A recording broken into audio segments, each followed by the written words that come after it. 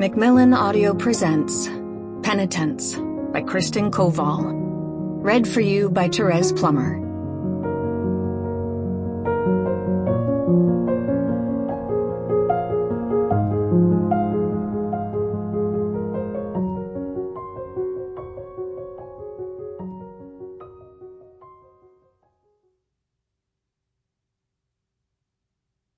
Each of us is more than the worst thing we've ever done.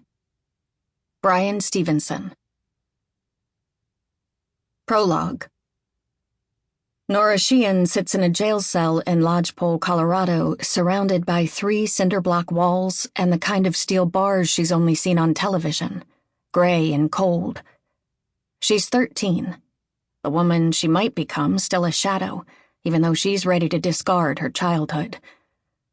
A longing for her stuffed penguin, a gift on her 4th birthday from her older brother Nico, grips her with an intensity she doesn't understand, and she twists her thin arms around her shoulders, a featherless bird warming herself with naked wings. She doesn't look like the sort of girl who just shot her brother. The 2 cops in the adjoining room, arguing about what to do next, don't stop to think about whether or not Nora is cold. Lodgepole, a 3-hour drive from the nearest small city, is not equipped to handle a murder or a murderer, and not equipped for a 13-year-old criminal of any kind. The older cop is thinking of his 14-year-old daughter, sleeping at home under a polka-dotted comforter, and her upcoming quinceañera, when she thinks she'll become a woman. The younger cop is thinking of how quickly the life drained out of the 3 holes in the dead boy, how quickly a human body pales without its blood. Both wring their hands, at times squeezing so hard their fingertips blanch. This kind of thing doesn't happen in their town. It only happens on the news. It can't be real. Angie Sheehan is at home, in the purple house on Pine Street with chipped paint, staring at the crime scene tape covering the door to her son's room.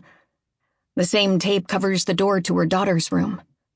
Nico's bed lies empty, and she wishes she could sink into the faint imprint his body made on the mattress, smell the sweetly masculine body spray he convinced her to buy to mask his burgeoning teenage odor.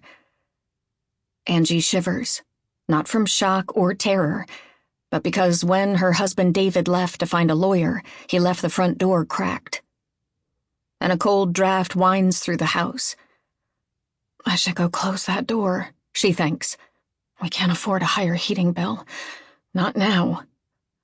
She's alone with the noises of an empty home, noises that will rattle around the rest of her life. She closes her eyes against the crime scene tape, the cold, and the leaden dawn leaking through the window at the end of the hallway. Across town, David pounds on Martine Dumont's door. He's here because Martine didn't answer her phone. Why would she, at 5:25 a.m.? And he's already pressed the doorbell once, twice, 3 times. He stood behind her yesterday in Bee's Market when he bought ginger molasses cookies, Nico's favorite, so he knows she's in town. He's always felt a slight distaste for Martine because she handles the ugly divorces and represents criminals like the girl 2 counties over who left her newborn baby in the trash behind the high school. And because she's Julian's mother. When he watched her answer questions about that girl's trial in a press conference, cool and collected, his distaste morphed into a revulsion that brought bile to his throat. How could a mother throw away her child? And how could Martine defend that mother? But now he needs her. He needs cool and collected. He pounds harder. Martine, still blissfully asleep, not yet a part of the unfolding tragedy, is on the left side of the bed even though her husband Cyrus has been gone for more than a year. She fell asleep to the hoots of a great horned owl echoing through the house's metal chimney. Hoo, hoo, hoos, cascading into each other, in a gentle reverberation she felt rather than heard, a synesthesia pattering up and down her limbs. When the pounding finally wakes her, she jolts. Sample complete. Ready to continue?